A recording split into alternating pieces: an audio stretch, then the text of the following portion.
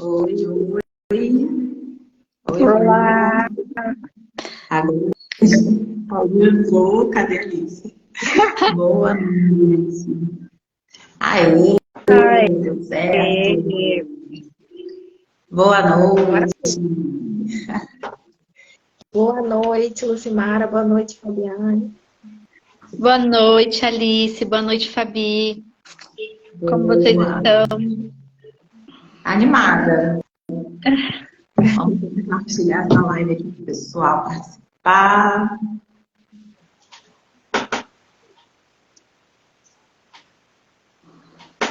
Vamos aguardar aqueles 5 minutinhos, já vamos começar falando, o que vocês preferem. Olha, acho que dá pra.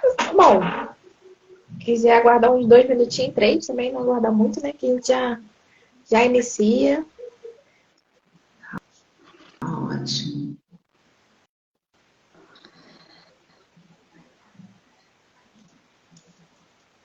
Eu vou pegar uma água, menina. Rapidinho. Já vou. Tá.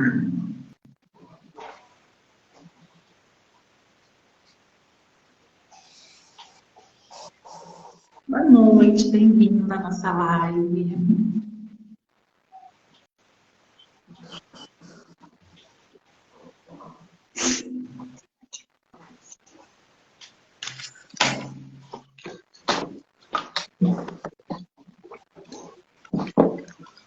Boa noite, Ana Paula, bem-vinda.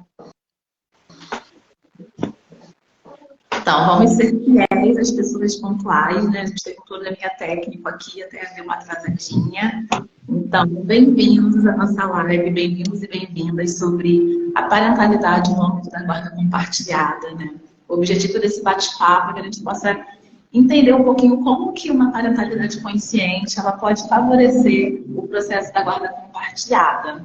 Eu sou Fabiola Souza, psicopedagoga e educadora parental, apaixonada pelo desenvolvimento infantil, defensora de uma maternidade possível, uma maternidade real, e ajudo famílias que buscam, né, participar desse processo de ter uma parentalidade consciente, né, ajudar seus ter uma melhor relação com seus filhos. Oi, boa noite. Eu sou a Lucimara, eu sou assistente social. Eu atendo famílias, né? Trabalhei muito atendendo famílias. E hoje eu me dedico mais à primeira infância, né? A famílias e à primeira infância. Sou educadora parental na área da primeira infância e maternidade. Perfeito. Bom, eu não tenho um currículo tão extenso, tá? Eu sou advogada, sou atuante no direito de família, tá? Vou falar um pouquinho aqui sobre o âmbito da guarda compartilhada e um pouco dos aspectos jurídicos que ele traz, mas o objetivo principal de hoje é explicar o que é e como pode ser feito, né? Tem atuação também no direito criminal, mas hoje aqui, né, o interessante é falar do âmbito do direito das famílias, fazendo essa correlação com a parentalidade, né? Sim. Boa noite, Isabel. Então, né, sempre que a gente faz esse bate-papo, a gente gosta de falar um pouquinho sobre o que é a parentalidade. Para a gente que é da área, é um termo que já está muito visado, né, mas muitas pessoas ainda não têm muita familiaridade. Né? E como a gente está falando sobre guarda compartilhada, é bom a gente entender que existe, né, antes do parental, um casal conjugal, né, que é essa relação de duas pessoas. E quando esse casal ele é promovido, né, a pai e mãe, eles passam a ser um casal parental. Né? E a parentalidade é uma via, né, as pessoas que são responsáveis pela manutenção, pelo cuidado, pela sobrevivência, pelo bem-estar físico, intelectual, emocional de uma criança. Podendo esse cuidador ser o pai ou a mãe, mas também pode ser um avô, uma avó, né? A parentalidade ela não se restringe apenas a pai e mãe. E quando a gente fala de parentalidade, a gente também fala sobre outros profissionais que possam exercer esse olhar mais cuidadoso com famílias e com crianças, né? Se estendendo a escolas, a médicos, né? Um campo muito vasto. A função parental, ela não pode ser confundida com rede de apoio, né? Então, a função parental, ela é dedicada aos principais cuidadores de uma criança. Então, assim, quem está na função de principal cuidador, né? Ou na função de pai, ou na função da mãe, que pode ser, como a Fabi falou, outras pessoas, além dos genitores. Então, e aí, essa questão, né, da parentalidade, ela se interliga no direito quando a gente fala das relações, né, entre homem e mulher que originam uma criança e tem essa ruptura pelo divórcio, né? Antes de tudo, né, a gente tem que compreender as mudanças da nossa sociedade, não só as mudanças jurídicas, porque as mudanças jurídicas acabam acompanhando a mudança da sociedade, né? Uma mulher que antigamente trabalhava para o lar, né, só voltava para o lar e não tinha opção do mercado de trabalho, é totalmente diferente da mulher de hoje em dia, que está inserida no mercado de trabalho, e ainda bem, que precisa ser inserida ainda mais. Mas ela hoje, as mulheres hoje têm essa opção de como vai ser. Se eu vou fazer a famosa jornada dupla, né, ou se eu vou ficar só no mercado de trabalho ou só para o meu lar. E os pais, hoje em dia, também tiveram mudanças, né? A mentalidade dos pais também mudaram, né? Hoje em dia, muitos pais querem, né, participar, de fato, né, da paternidade. Não tem só a visão voltada para o mercado de trabalho. E uma grande ruptura que aconteceu foi com a pandemia, né, que muitos pais começaram a ver que o seu trabalho funciona muito bem sem eles e passaram a voltar a se olhar para suas famílias, para os seus filhos. Inclusive, foi um dos grandes, né, booms do divórcio, né? Chega a 80 mil divórcios no ano da pandemia. E aí, com esse aumento de divórcio, consequentemente, né, foi necessário resolver questões de guarda e alimentos das crianças que eram envolvidas, né? É interessante, né, a gente entender que antigamente a guarda, ela ficava com quem não tinha culpa pelo divórcio. Então, aquela criança, ela funcionava como uma punição. Aquele que tinha culpa pelo divórcio não ficava com aquela criança. E com as mudanças legislativas, né? Perdão, gente. Com as mudanças legislativas e a mudança de mentalidade também da sociedade, somente em 2014 que a gente conseguiu chegar a que a guarda compartilhada fosse regra no Brasil. Então, antigamente, a criança era usada como uma ferramenta de punição e só em 2014 que a gente teve essa alteração tanto da mentalidade quanto da legislação e foi um momento que a guarda compartilhada se tornou regra no Brasil. E é interessante que quando a gente pensa em divórcio, a gente não pode pensar em briga, né, necessariamente. Embora haja muitas questões emocionais envolvidas, principalmente quando a gente está falando de uma criança que está envolvida nesse divórcio, a gente precisa tentar sentar, né, ambos os genitores e conversar, tentar entrar num consenso. Por quê? Aquela criança está ali, né, muitas vezes está sentindo sentimento de abandono, aquele sentimento de culpa, né, por estar... E às vezes acredita que foi ela, né, a principal motivação do divórcio, o que não com certeza não necessariamente está envolvida, mas o consensual é a forma mais saudável de se resolver isso. E a forma principal para a criança estar bem assistida, porque ali você consegue sentar, estabelecer tudo numa minuta, estabelecer como vai ser essa convivência, como vai ser essa guarda. Eu vou explicar que tem outros tipos de guarda mais à frente, mas o principal é estabelecer a guarda compartilhada. E a convivência, ela pode se dar conforme a necessidade de cada um dos cônjuges. Uhum. Acho que também existe muito mitos em torno da guarda compartilhada, né? Então a gente, a guarda compartilhada e as pessoas não entendem muito. 15 dias um, 15 dias outro, ou a guarda compartilhada também é só ficar, né, o que não está com a criança, né, na casa, é só pegar de 15 em 15 dias, né? Então acho que existe muitos mitos. E hoje é a guarda mais estabelecida, né? Geralmente é a guarda até mais de preferência, que mais valoriza a criança. Só que eu acho que o entendimento de quem... acho que precisa ser mais esclarecedor para quem recebe a guarda, né? Os pais, ou os genitores, ou o adulto de referência da criança que está com a guarda compartilhada, eu acho que precisa ser mais esclarecido o que é exatamente essa guarda compartilhada, né? Que eu acho que existe muito mito em torno dela.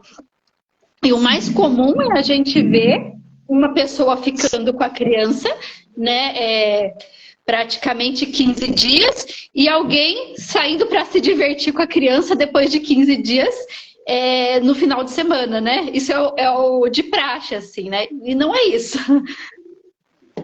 Até porque, né, a gente precisa quebrar o mito de que pai, ele não é visita, né? O pai, ele tem que conviver e tem que fazer parte, né, do dia a dia daquela criança. E eu falo pai, e estou falando quanto mãe, quanto genitor. Independente de quem tem aquela guarda fixa, né? Aquela outra pessoa que não tem aquela convivência fixa, ela deve ter acesso à criança na mesma proporção ou ao máximo que o outro. Então, assim, esses mitos existem demais e chegam muito no escritório. Né? Tá bom, doutora, a guarda compartilhada é regra, mas e aí, como é que vai ser? O que acontece? A guarda, ela está relacionada às decisões daquela criança. Então, quando eu digo guarda compartilhada, o que é compartilhado são as decisões sobre a vida daquela criança. Os dois possuem o mesmo poder decisório quanto à vida daquela criança. Por isso que é a ideal. Né? Os outros tipos de guarda são 4, que é a guarda nidal, que basicamente a criança fica na casa, na residência, e os pais se alternam, que claramente não é a melhor, né? Imagina você ter que ficar 15 dias em outra casa e quando o seu genitor falar, quando o genitor da criança falar, hoje você fica com ela, você volta para aquela casa porque a criança está naquela casa. Então não é saudável. Nessa guarda, acho que pode acontecer uma descontinuidade das coisas, né? Porque é um ritmo de 15 dias com um, aí muda o ritmo de 15 dias com outro, né? E não existe. Se eles não se conversam, principalmente, não deve ter continuidade, né? Sim, não, e você imagina, você tem que ter 2 residências, né? Tem que as suas coisas estarem em 2 residências, porque você precisa voltar, retornar àquela casa que está o seu filho, né? Então você precisa dar aquela continuidade até do dia a dia do seu filho, que o outro pai precisa ter também, né? Por isso que é importante pensarmos nas crianças saudáveis, né? Para que não crie essa confusão, para que não crie essa mudança, essa quebra de hábitos no cotidiano dessa criança. A Cecília falou aqui que muitos pais não aceitam certas questões da guarda compartilhada da criança. E essa não aceitação, muitas vezes, vem por falta de conhecimento, né? Por isso que a gente achou importante vir aqui esclarecer alguns pontos. Tem muita confusão, são muitos mitos e acaba gerando até uma confusão, né, nessa divisão de direitos e deveres dessa criança. Sim. Então, os tipos de guarda, né, Fabíola e Simara, a guarda nidal, que ela não é utilizada no Brasil, basicamente. Tem a guarda unilateral, que é somente um dos dois possui o poder de tomar todas as decisões referentes àquela criança. O outro genitor, né, ele visita, né, convive raramente com aquela criança e tem o poder de fiscalizar aquele genitor. Entretanto, aquele genitor que tem a guarda unilateral, ele não precisa, né, consultar o outro para tomar as decisões, porque ele possui a guarda unilateral, então ele possui o poder decisório daquela criança. Né? A guarda alternada, né, que tem um pouco de confusão com a guarda compartilhada, é o seguinte, é um pouco como a guarda unilateral se alternando entre os pais. No dia que meu filho está comigo, quem manda, quem toma as decisões relativas à vida dele sou eu. No dia que meu filho está com o pai, quem manda e toma as decisões da vida dele é o pai. Então você imagina isso, talvez na vida de uma criança até consiga lidar. Imagina isso na vida de um adolescente, né? Um dia está liberado certas coisas, outro dia não está liberado. Então não é a guarda que é, né, a recomendada no ordenamento jurídico. A guarda que é recomendada, a guarda que é recomendada é a guarda compartilhada, porque ambos têm o mesmo poder decisório. Então, para você tomar uma decisão relativa ao filho, você entra em contato e aí, né, como advogada, a gente tenta estabelecer na minuta que seja por meio de WhatsApp, né, que fica tudo registrado, e depois oficializado por e-mail, que fica tudo registrado. Então, eu tomei certa decisão com meu filho, mandei para o pai pelo WhatsApp e depois a gente oficializou uma vez por mês todas as decisões por e-mail, né? Dessa forma, todo mundo tem acesso, todo mundo é consultado e é respeitada, né? essa forma da guarda compartilhada. Que é a que mais conversa com boas práticas parentais, né? Porque, assim, ninguém acreditou que decida do dia para a noite se divorciar, né? Isso é uma construção. Muitas vezes uma pessoa está se sentindo ali sobrecarregada e a gente pesquisando e conversando percebe que muitas vezes desse lado é a mulher, né? Está muito cansada, sobrecarregada, assumindo muitas demandas, vem sinalizando esse cansaço, vem mostrando que não está dando conta, até que chega, né, um ponto que essa pessoa decide dar um fim nesse relacionamento. E aí ela sinaliza com um parceiro que também, né, leva um susto, acha que essa possibilidade não vai acontecer. E aí essa mulher que já está ali ferida, né, acaba ferindo também esse parceiro. E pessoas feridas tendem a o quê? A se machucar. E acaba que essa briga, né, de feridas acaba afetando as crianças, os filhos, né, crianças e adolescentes. E quando a gente estabelece boas relações parentais, antes que isso estoure, né, antes que isso chegue no ponto máximo e saia machucando tanto os pais, os ex-cônjuges e os filhos, a gente pode fazer uma construção de dar uma amortecida nesses danos que um divórcio pode causar para esses filhos, né? A gente pode pensar em buscar uma terapia, né, um psicólogo, um educador parental, um terapeuta de famílias, né, para construir um cenário mais suave, né? Vai gerar impactos na vida dessa criança, porque a gente está falando de uma mudança de estrutura de vida, mas vai fazer com que esse processo ele seja menos doloroso, né? É muito importante que esses responsáveis eles possam ir na escola dessa criança e conversar sobre o que está acontecendo, né? Para que um divórcio, né, uma separação, ela gera uma alteração comportamental nessa criança, né? E a escola, como tem um olhar também voltado para a educação parental, ela consegue acolher essa criança, né? Se ela tiver um comportamento mais agressivo ou mais choroso, se ela tiver um déficit ali no seu aprendizado, né? Essa escola vai ter um olhar diferenciado e vai sinalizar para essa família que ela também precisa de um suporte emocional, ou de um psicólogo, ou de um psicopedagogo, né? Então, práticas parentais saudáveis, elas facilitam esse processo, né? Elas tornam esse processo muito mais fácil de lidar, pensando, né, na vida das crianças também. Tanto para os adultos feridos que vão aprender a lidar com seus sentimentos, quanto para essas crianças que desde cedo vão conseguir, né, se notarem, né, se perceberem enxergadas ali. E quando esses pais também possuem uma boa relação parental, vendo que vai explodir, eles vão conseguir sentar com essa criança, com esse adolescente, né, e falar para eles abertamente que estão passando por uma situação difícil, que vai afetar a todos da família, porque eles estão dispostos a ouvir e acolher as dúvidas, né? Como a Alice falou no começo, né? O divórcio não é culpa de vocês, né? E nós estamos juntos sempre para buscar soluções, né? Então, quando a gente consegue juntar uma prática parental consciente, saudável, né, dentro desse divórcio, a gente consegue facilitar muito esse processo para ambos e para todos os envolvidos. Acho que uma coisa que acontece muito, né, eu acredito que o divórcio, muitas vezes, ele chega tarde, né, porque a dificuldade de pôr um fim nas coisas, né, eu acho que é do ser humano, né, principalmente o casamento, né, o casamento ele define a sua vida, né, ele define os seus rumos, é assim como a escolha do trabalho, né, então assim, define quem você é.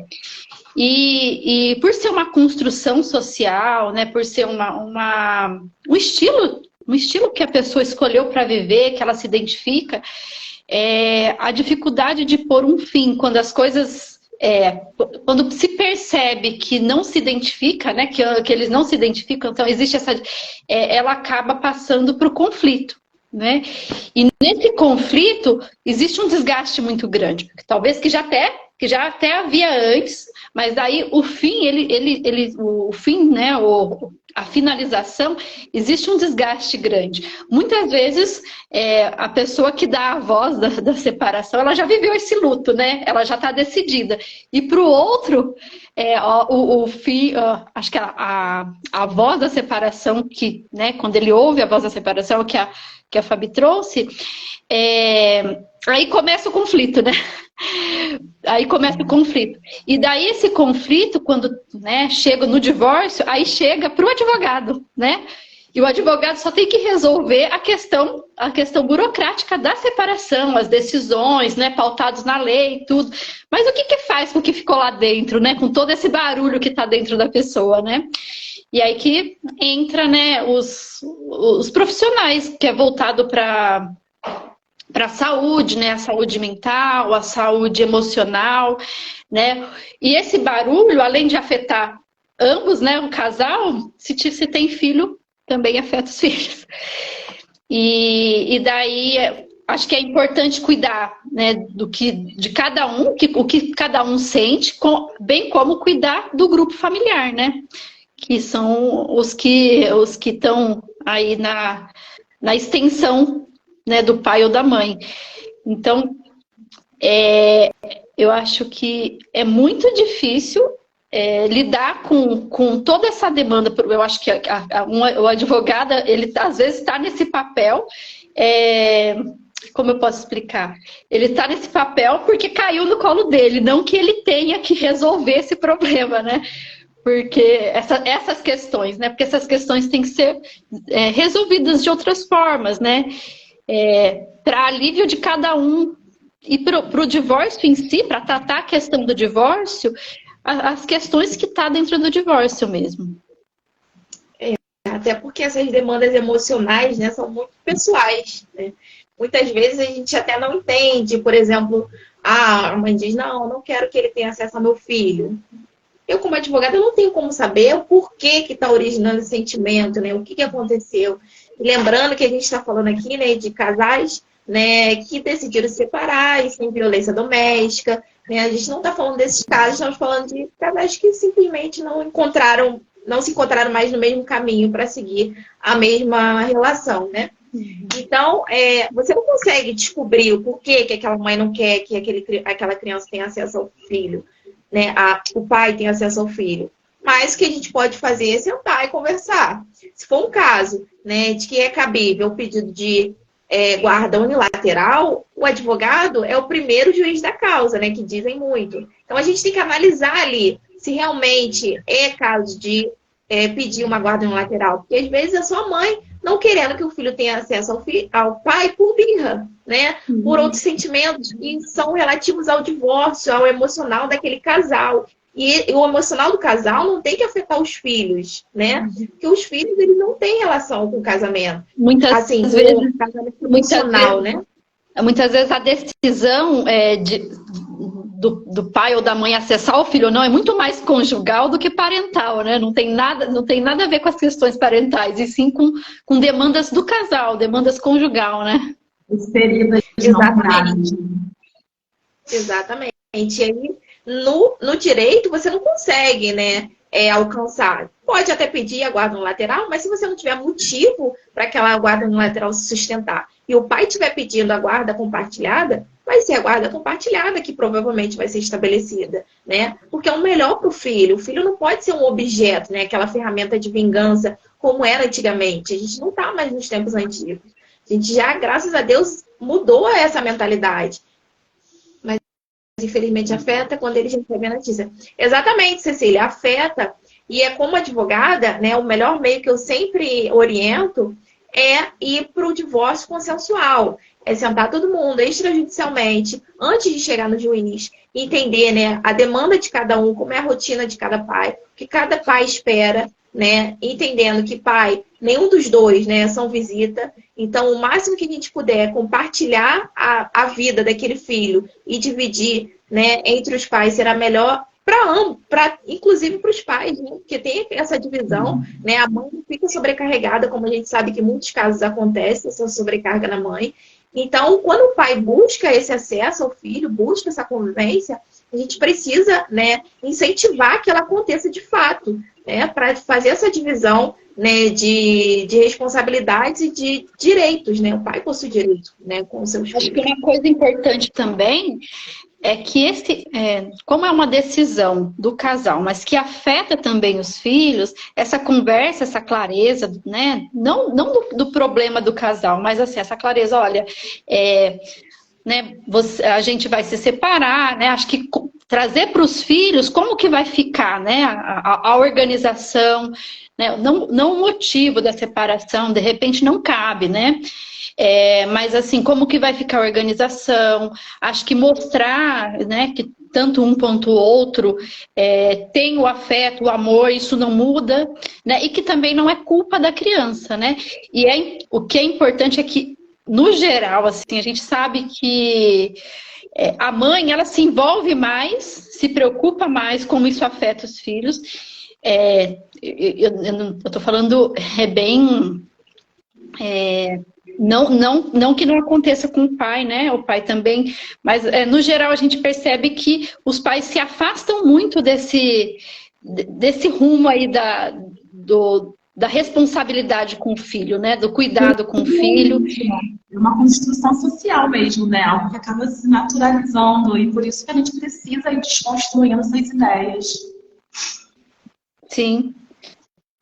E a gente percebe hoje que os pais estão muito mais implicados, né, com essa... Não com afeto e não com amor, porque eu acho que... Mas assim, implicados em ter intencionalidade no cuidado com o filho, né? Intencionalidade na educação do filho. Sobre isso que você falou também, Cecília, de afetar o filho, né? Não tem como não afetar. Todos serão afetados, porque... é uma vida que está sendo desconstruída, são idealizações desse casal que não é mais casal, desses filhos que estão vendo os seus pais se separarem. Mas nós podemos buscar ferramentas para poder amenizar esse impacto, né? Se é uma criança pequena, a gente pode tentar tirar dela o que ela está enxergando dessa situação, através de livros, através de brincadeiras, perceber qual é o olhar que ela tem sobre esse divórcio, o que ela entende de uma família que está separada, como que ela acha que vai ser conviver com esses pais afastados, para poder trazer para ela, né, formas de como isso vai ser realizado, construir com ela essa nova idealização de família, essa nova construção de família. Se é um adolescente, né, ouvir dele o que ele está sentindo, o que ele espera, como ele espera que seja essa relação. A gente precisa trazer essa criança, esse adolescente para a situação, olhar pela ótica dela também, para que isso seja facilitado, né? Vai ser um processo que vai impactar, mas a gente tem ferramentas para poder favorecer esse relacionamento, né? A gente precisa começar a colocar em prática, entender o que essa criança, esse adolescente entende, o que ele espera também. Uhum. E outra coisa também... pode falar. Outra coisa também é não passar por isso de uma forma que não... principalmente para a criança, não expor que não afeta, né? Sim, né? A tristeza do rompimento, isso é importante expressar, né? Importante, por isso que talvez nesse momento seja importante ser acompanhado por um profissional, né? Um profissional da parentalidade, talvez um psicólogo, porque é importante expressar que está triste, e a criança também tem esse direito, né? De expressar, de falar, né? E também acho que explicitar que existem outras formas, né, de se reorganizar, de se restabelecer, né? Então, não é passar por isso como se está tudo bem para a criança, né? Mas dizer o que está real, né? Dizer o que está acontecendo, dizer que isso afeta, e, né, não era do jeito... Ser sincero nos sentimentos, né? Fortalecer essa criança emocionalmente, né? Trabalhar essa inteligência emocional para poder facilitar esse processo. E a base, né, do direito das famílias é o melhor interesse para o menor, né? É o melhor interesse para aquela criança. Então, imagina a diferença, né? A gente tem dois planos, o plano do consensual e o plano do litigioso. Aqui no consensual, eu posso sentar com o pai do meu filho, posso tentar entender quais são as demandas dele, o que ele busca, né? Qual a forma de convivência que ele prefere para o nosso filho, para a gente poder estabelecer, chegar em um acordo em relação a valores de alimentos, né, de assistência, que isso vai alterar conforme como vai ser estabelecida a convivência, né? Se mais tempo com a mãe ou se mais tempo com o pai. E a forma litigiosa, que é você ir para briga, você pode durar anos, você vai deixar na mão de um terceiro para decidir sobre o que é melhor para o seu filho, né? Então, muito melhor para a criança é que os pais se resolvam o mais rápido possível, que esse processo, né, jurídico dure o menos possível, né, que ela não fique nesse jogo, né, como se fosse um objeto, né, e isso se resolva da forma consensual. Uhum.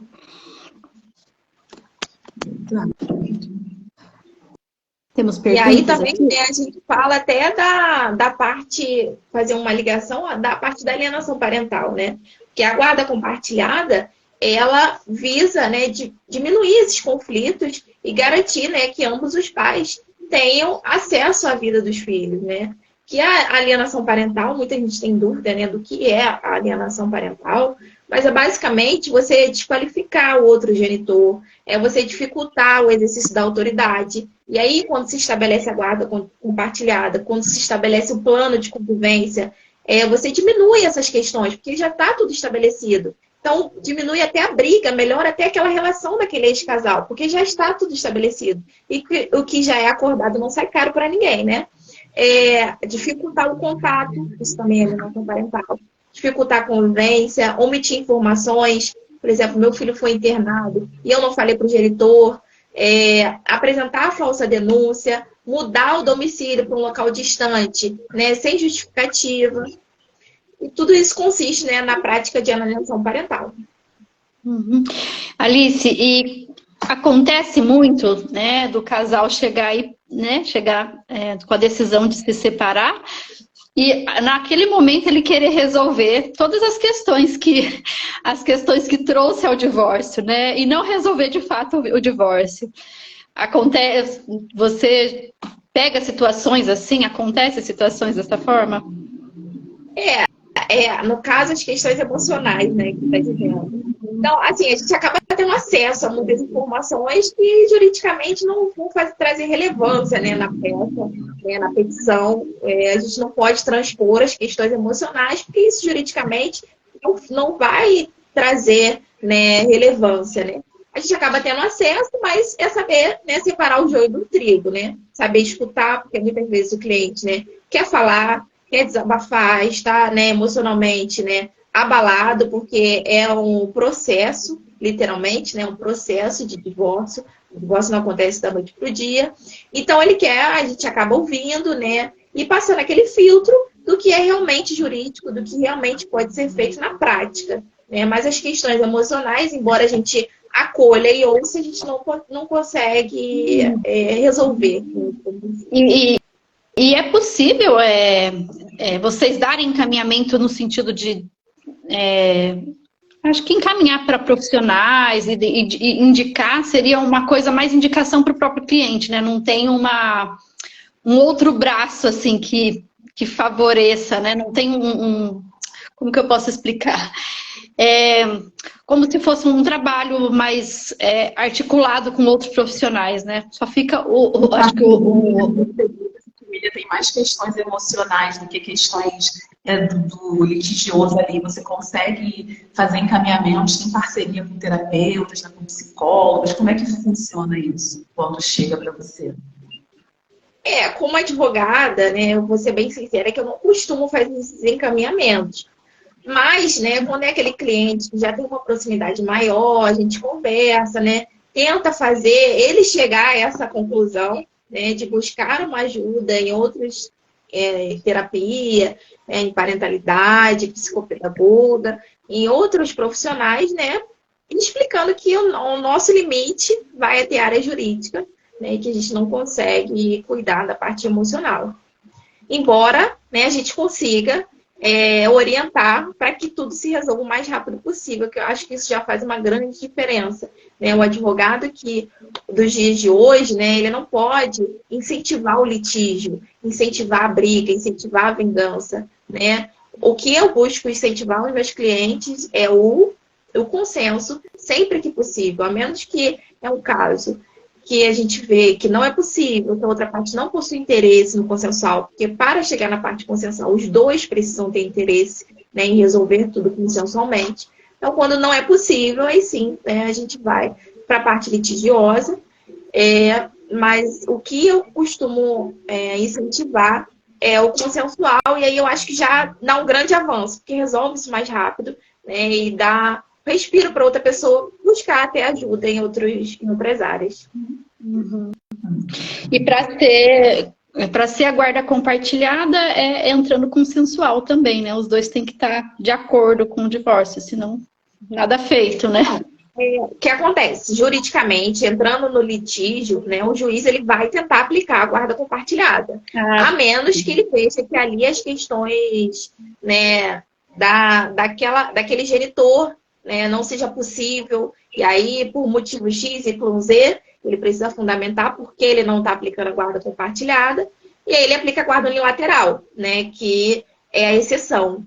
Mas ele sempre vai buscar a guarda compartilhada. A única coisa que vai afetar é a parte da convivência. Porque, geralmente, quando estabelece a guarda compartilhada, a convivência, né, daquele outro genitor que não tem a residência fixa daquela criança, acaba sendo, geralmente, finais de semanas alternados de 15 em 15 dias. Né? E aí acaba virando o famoso pai não é visita. Né? O ideal é a gente entrar em consenso para que aquele outro genitor tenha o máximo de acesso àquela criança, aquele dia a dia da criança. Então, por isso que a gente sempre indica a guarda compartilhada e o consensual, para poder tentar entrar em consenso na questão da convivência. Agora, falando em práticas parentais, assim, como que seria a guarda compartilhada, né? Se a gente for falar, o ideal da guarda compartilhada, como que ambos os pais deveriam se comportar com a criança, acho que é o tema da live, né? A parentalidade dentro da guarda compartilhada. Acho que a gente podia, debruçar mais nisso, de falar sobre essas escolhas dos pais, né? Como eles poderiam se organizar melhor em função da criança quando se tem a guarda compartilhada. O que está dentro da lei, né? O que está dentro da lei e o que é parentalmente, vamos falar assim, positivo para a criança. O que acontece, né? Hoje, eu acho, né, e aí é uma opinião pessoal minha, que a guarda compartilhada com a convivência alternada, né, que é, por exemplo, ambos os genitores, lembrando que a guarda compartilhada, ambos os genitores possuem poder decisório contra aquela criança. Mas a convivência alternada dependendo da vivência de cada um, 7 dias com um, 7 dias com o outro, ou um dia comigo, outro dia com o pai. E aí vai depender, como eu falo, vai depender da rotina, da vida de cada um. Às vezes os pais trabalham sob plantão, às vezes o pai, né, trabalha embarcado. O máximo que aquela criança conseguir acessar os dois, né, e aí a gente vai tentar equilibrar da forma mais... da melhor forma possível, né, é o melhor. Né? Para mim é o melhor. Eu acho Até que... porque o pai... Eu acho que eu vislumbro algumas coisas assim que eu vejo que não acontece, né? Vamos supor, questão escolar. Geralmente a mãe que está mais... eu vou falar a mãe porque é o mais geral, né? Mas assim, pode ser o pai também. Mas é a mãe que sabe, que faz a matrícula, que busca na escola, que recebe toda a rotina semanal e muitas vezes trabalha também, né? Está mais disponível para essa criança, para as demandas da criança, do que a outra parte, que talvez não está com a criança, mas nada impede de buscar na escola, de saber o horário que a criança entra, de levar o médico, né? De levar o médico. Oi? De estar ali no grupo do WhatsApp da escola, que normalmente é um grupo que só coloca as mães, né? Mas só coloca as mães, exatamente. O grupo da escola, geralmente, só tá as mães mesmo, tem que ter um grupo de mães, né? Você vai ver o grupo da escola, não é grupo da escola, é grupo de mães, né? Mas eu acho que eu não sei se vamos evoluir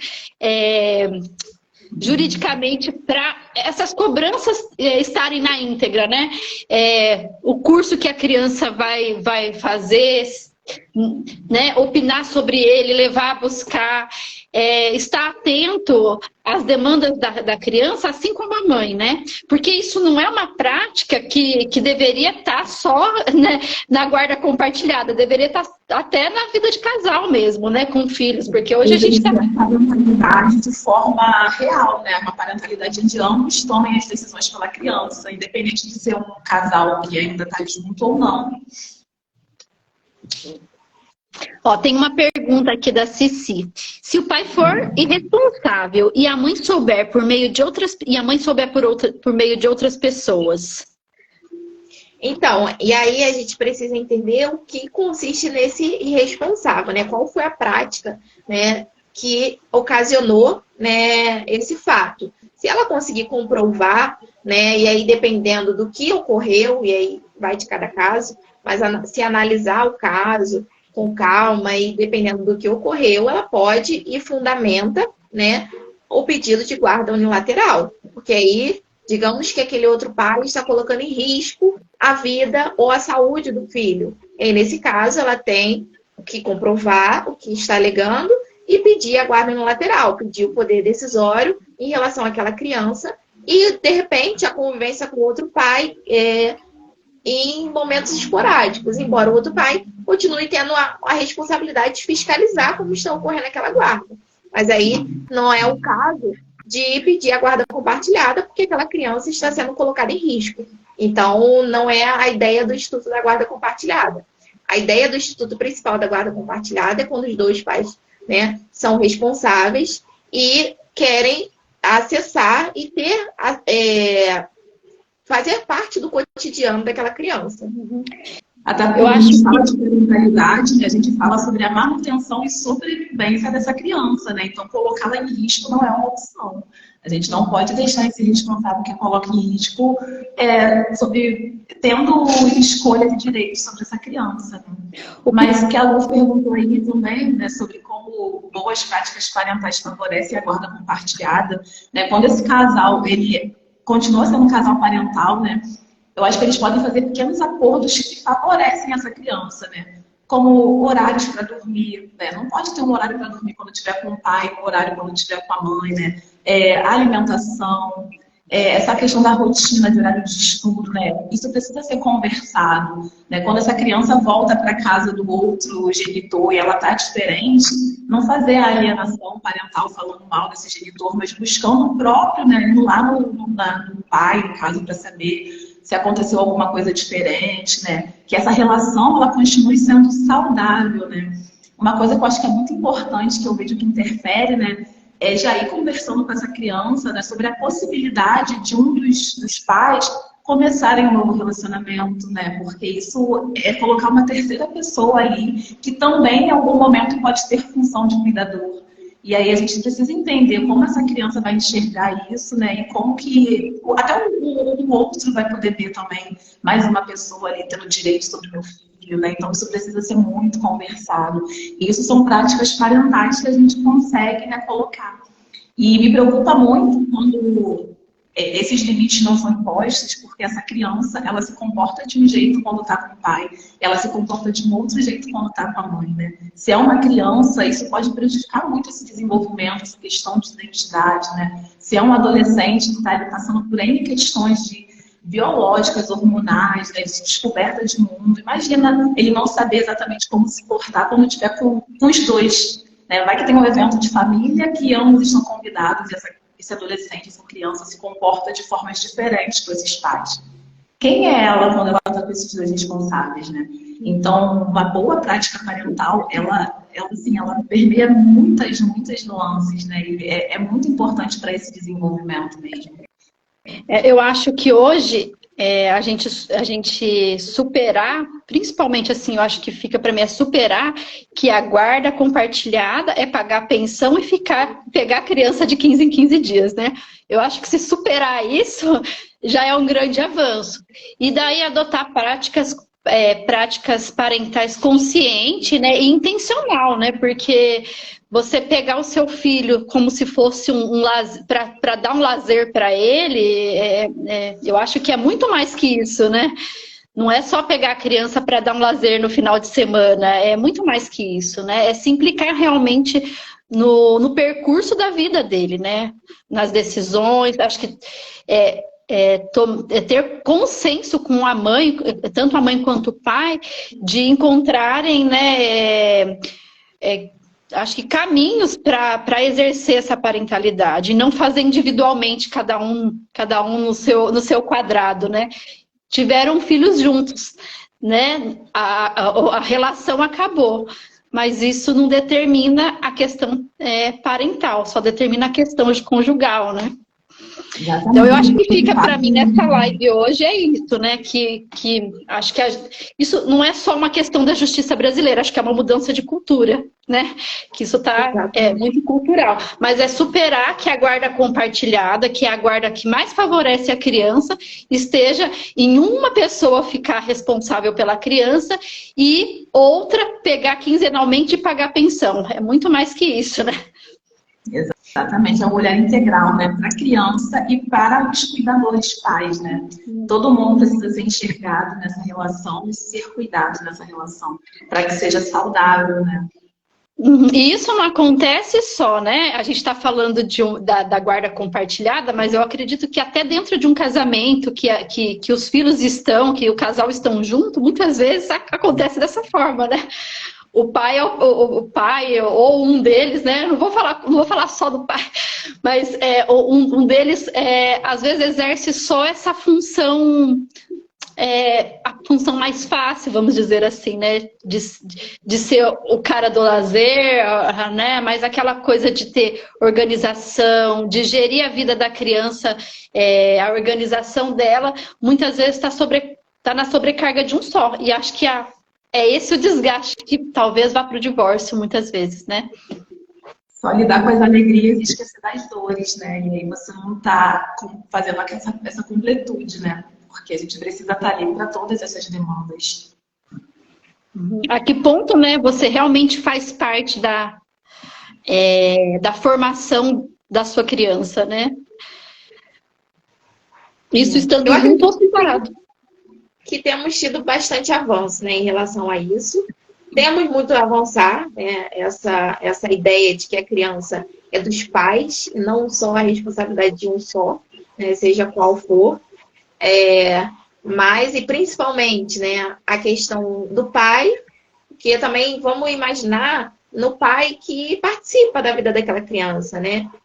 Participa do dia a dia, corrige, educa. E, de repente, tem a ruptura por meio do divórcio, sai da sua residência e tem que ver o filho de 15 em 15 dias aos finais de semana, né? Isso também tem sofrimento tanto para o pai e principalmente para a criança, né? Que aí vocês conseguem falar melhor das questões de sentimento. Basicamente, né, o sentimento de abandono, né? E a tristeza, né, da saudade, a falta de entendimento, dependendo da idade daquela criança, do que está ocorrendo, né? E aí vai depender daquele pai querer participar, né, ativamente da vida daquela criança, porque ele possui esse direito. É importante a gente pontuar isso. Acredito que existe muita mudança de mentalidade em relação a esses pais. Há muito que avançar, sim, mas cada vez que a gente para, né, como hoje, e conversa sobre isso, já é um pequeno avanço, né? Eu acredito que essas ausências, Alice, ela não só acontece dentro de uma separação, né? Eu acho que essas ausências muitas vezes antecedem a separação. E, assim, é o que eu acredito, né? Que existe a necessidade, né, de ambos olharem para a criança, cuidarem de si, né? Ambos cuidarem de si e olharem para a criança, né? Qual a sua participação na vida dela? Mas principal, peraí, eu fugi um pouco do que eu ia falar, mas existe a necessidade de... Peraí, eu estava com um raciocínio bem organizado e me perdi. Existe a necessidade dos pais, principalmente os pais, né, compreenderem que o comportamento deles, né, principalmente na separação, na questão conjugal, o comportamento deles influenciam a criança. E podem, e vai geradores, né? Não tem como passar por isso sem geradores, mas eu acho que assim, a clareza e o cuidado que você tem isso é importante, né? Eu acho que daí é que a gente fala de boas práticas parentais. Que é quando você está consciente que você vai passar por isso, que isso vai gerar mudanças, e qualquer mudança na nossa vida gera sofrimento, né? Porque a gente está num conforto, mas não significa que a mudança vai ser para pior, né? Então, assim, num divórcio, muitas vezes, existe uma questão fragilizada aí, né? Chegou nesse ponto. Então, já não estava tão, né, tão organizado assim. Mas... Oi? Não estava tão saudável esse lar, né? Talvez não estava tão saudável, talvez, né?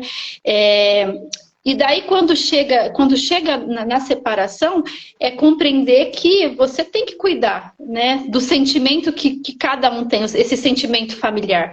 E se for necessário, né, a busca de um profissional da parentalidade, a busca de um psicólogo, de um terapeuta, né, para que esses laços não se fragilizem ou não gere trauma na criança, ou mesmo no casal, né, é importante ter essa consciência da necessidade de cuidar dos afetos, né? Para além de não gerar, né? Eu acho que nem não gerar vai gerar, como você falou. Mas é você ter a inteligência emocional de saber cuidar e lidar com esse sentimento. Você vai sentir tudo isso. E a forma como você vai agir, vai cuidar desse sentimento que vai fazer toda a diferença, né? Quando a gente pensa numa parentalidade respeitosa, é esse respeito com a criança, de enxergá-la como ser de direitos, mas é um respeito conosco como cuidadores, né? Da gente enxergar nossas fragilidades e cuidarmos delas também, para estarmos fortalecidos.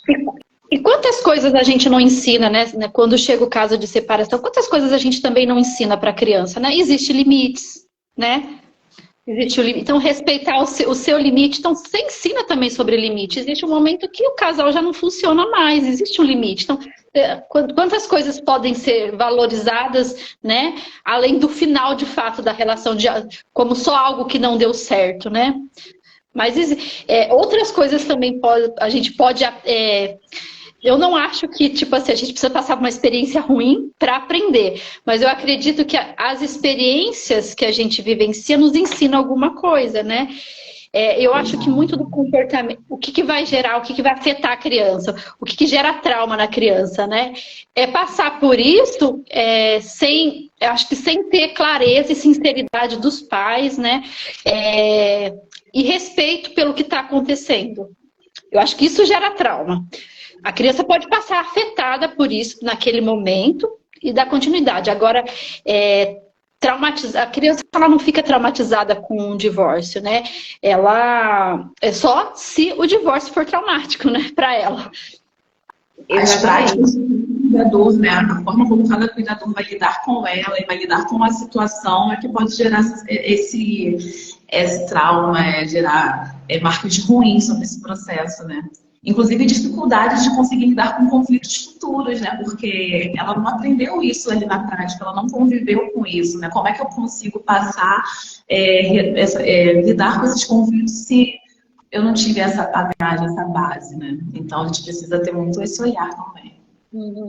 Gente, deu quase uma hora de live, mas como a gente começou às 8, né? A gente ia dar uma hora de live. Só que a gente tem um tempinho ainda, se vocês quiserem trazer perguntas, comentar sobre o que a gente falou. Acho que seria interessante a gente conhecer vocês, saber de onde são. Oi, Ellen, obrigada. Oi, Ju. Oi, Ju, tudo bom? E uma galera aí, Brenda, Suelen, Cecília participou dessa. A Ginara também colocou ali a fala dela. Se tiverem dúvidas, fiquem à vontade para poder tirar nesse momento.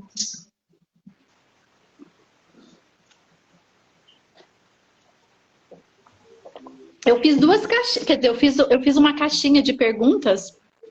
Olha lá, tem a Ellen Serra do Salitre, Minas Gerais. Uma menina aqui. Maravilhosa aí da turma da parental, se formando, a Sueli, né? Os pais precisam reconhecer que precisam de ajuda no momento do divórcio, pois estão todos fragilizados, principalmente as crianças. Exatamente, Sueli pegou aí, a essência. É muito bom.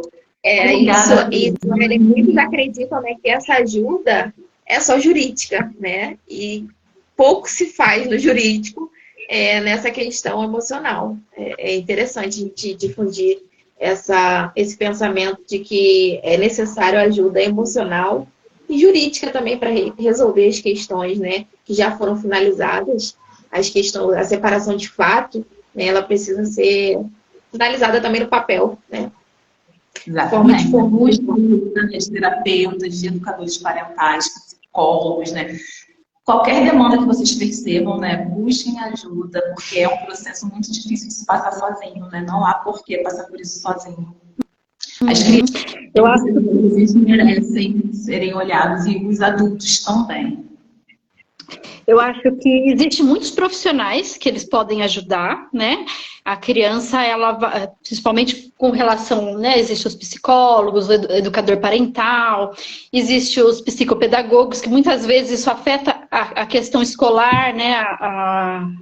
As demandas escolares, o aprendizado. Então, existem vários profissionais que podem colaborar para que, eu acho que não é sofrer, mas que a gente... Que o casal e a família, né, que está passando por isso, ela passe de um jeito menos tenso, né? Acho que de um jeito mais saudável por um momento que é difícil. Até porque no final, né, para o filho, o que mais importa é ter os pais felizes e saudáveis, né? Inclusive para poder, né, cuidar e assessorá-los, né, da melhor forma, né, educar, corrigir, né, trazer as necessidades, né, que uma criança necessita. Então, quando o divórcio é necessário, né, ele já acaba refletindo até nas relações com as crianças, né? Então, de repente, aquele divórcio acaba trazendo pontos positivos em relação à felicidade, né, de cada um individual. E essa felicidade individual reflete na educação daquela criança. Uhum. Eu acho que tanto importa, né, que os pais estejam bem, e para os pais importa que os filhos estejam bem, né? Ou pelo menos deveria importar, né? Que os filhos estejam bem. Acredito que se buscarem por uma maneira mais menos dolorosa para os pais, né? Se os pais sofrerem menos desse processo, consequentemente, eles expressam né, esse momento difícil de outra forma, né? Acho que sem estresse, sem rigidez. Então, acho que os pais devem cuidar muito deles nesse momento, né? Para poder cuidar dos filhos. Ressignificar esse processo. Uhum. Gente, eu acho que é isso, né? Alguém tem mais alguma pergunta? Alguém quer comentar mais? Fiquem à vontade, gente. O pessoal já quer descansar, né? 9h já. Numa quinta-feira, né? A gente está pulando para o final de semana já. Obrigada pela participação, Lu, Alice, amei, né, que a gente possa se reunir mais vezes para falar de outros temas. Mandem dúvidas aí, se vocês tiverem outra área aí que tenham interesse em saber, manda dúvida pra gente, que a gente monta aí uma outra live. Vai ser um prazer bater um papo com vocês aqui novamente. Amei, meninas. Obrigada. Obrigada, meninas. Acho que é isso. Nós agradecemos e desejamos boa noite, espero que tenha gostado da live, né? E se tiverem interesse em conhecer, né, alguma outra coisa que a gente não falou aqui, do campo jurídico, do campo parental, manda uma mensagem pra gente, a gente vai conversando, de repente surge mais lives aí, tá? Isso, sigam a gente, né, para acompanhar, cada uma aí empenhada no seu Instagram. Qualquer dúvida também pode mandar no meu direct, estou disponível. Se tiverem novos temas, né, para a live, também pode mandar, que a gente está aí para isso, né, ajudar e trazer informação, que é o mais importante. Exato. Que bom que vocês gostaram, gente. Obrigada, mãe. Vou ali a live.